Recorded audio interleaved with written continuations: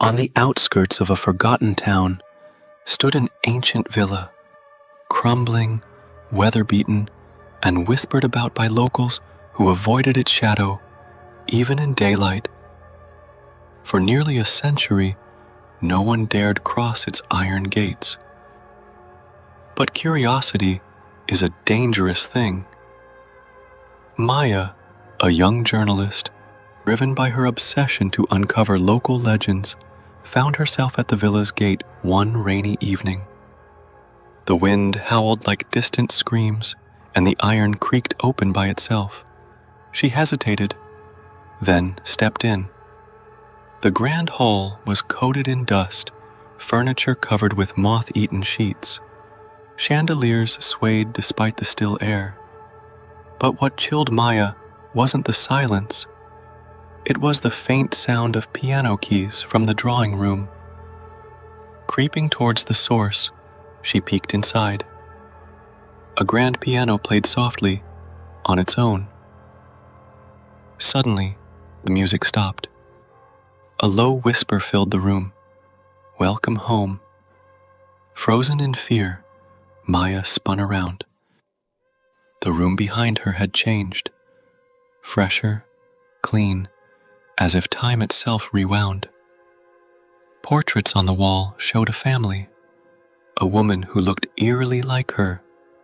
A diary lay open on the table. The last entry read, "The new soul arrives tonight. The house must be fed." Maya gasped. The reflection in the glass showed not her own face, but the face of the woman from the portrait, smiling darkly. The villa's door slammed shut, and outside, under the moonlit sky, the iron gate slowly creaked closed, waiting for the next curious soul. Maya backed away from the glass, heart pounding. The reflection was still smiling, but she was not. "Impossible," she whispered. She turned sharply, but the room behind her had changed again. The walls now glowed warm with candlelight. The smell of fresh roses filled the air. Somewhere upstairs, soft footsteps echoed. "Who's there?" she cried. A child's voice answered. "You're home, Mother." Cold fear gripped her spine. A small boy stood halfway up the staircase, dressed in old-fashioned clothes, like something from a century ago. His pale eyes stared through her. "I'm not your mother," Maya said firmly, stepping back. The boy tilted his head. "You always say that, every time you come back." His face twisted into a grin that no child should wear. Suddenly, the floor trembled, and the grand hall's walls shuddered. The portraits peeled away to reveal rotting wood and claw marks, hundreds of them, as if desperate hands had scratched to escape. The diary on the table flipped its pages wildly, stopping at an entry written in fresh ink. Maya Singh, arrived June 22nd, 2025. The house accepts her. Integration 30% complete. "What does that mean?" she shouted. But the house was answering in its own way. The doors and windows vanished, replaced by endless walls of mirrors. In each reflection, Maya saw different versions of herself, some screaming, some laughing, some crying for help. One pressed its hands to the glass and whispered, "Run while you still can." Maya turned to flee. The boy blocked her path again. "You're part of the house now. We all are. The ones who came before you are waiting. In the cellar." From the floorboards below came the sound of dragging chains. The trapdoor in the hallway creaked open by itself, revealing darkness and the faint sound of moaning voices, lost souls calling her name. Maya backed away, trembling.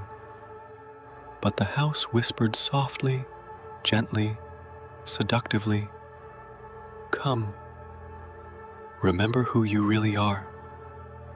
And then she felt it. Memories not her own. A life lived in this house. A family, betrayal, murder. Her hands had once been stained with blood. She was not new to this place. She was returning. As her mind blurred and time twisted, Maya let out a scream.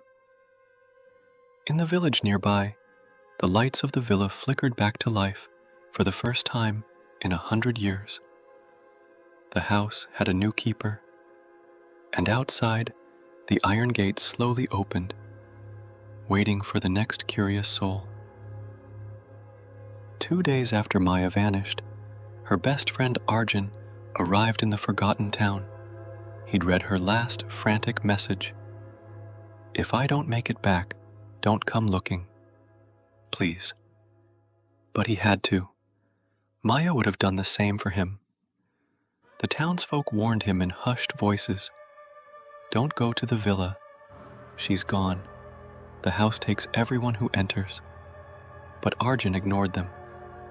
With a flashlight, rope, and camera in hand, he crossed the rusted iron gate as dusk settled. The air grew cold, heavy with whispers. The once crumbling mansion stood proud and fresh. Alive, smiling. "Arjun, you came." But something was wrong. Her skin was pale, her eyes a little too wide. Her smile never faltered. "You shouldn't be here," she said sweetly. "But since you are, stay, forever." Arjun froze. His camera blinked with static. The lens showed her real form, half shadow, flickering, barely human. Behind her, shadows twisted, grinning with hollow faces, former visitors trapped in the house, watching hungrily. He backed away. "Maya, what happened to you?" She tilted her head, confused. "I came home. The house showed me who I really was. It remembers, and now you'll remember too." The walls groaned. The diary on the table opened by itself. Arjun Mehra, arrived June 24th, 2025. Integration, 5% complete. He ran. The doors melted into smooth stone walls. Stairs twisted like serpents. Every hallway led back to the grand hall, where Maya waited, arms open. "Stay with me, Arjun. We can be together. The house is beautiful, once you stop resisting." A child's laughter echoed. The boy from Maya's visions appeared by the window, swinging a rusted key. "Let him go," Arjun begged. "You don't have to do this." But Maya only smiled. "I do. The house needs another soul, or it will take mine again." For a moment, something flashed in her eyes. Fear. Real human fear. Her hand trembled. "If you run now, it'll take you forever. But if you help me, maybe we can break free. Burn the heart of the house, the cellar." She whispered the words fast, as if the walls themselves were listening. "A chance." The boy shrieked, his face twisting into something monstrous.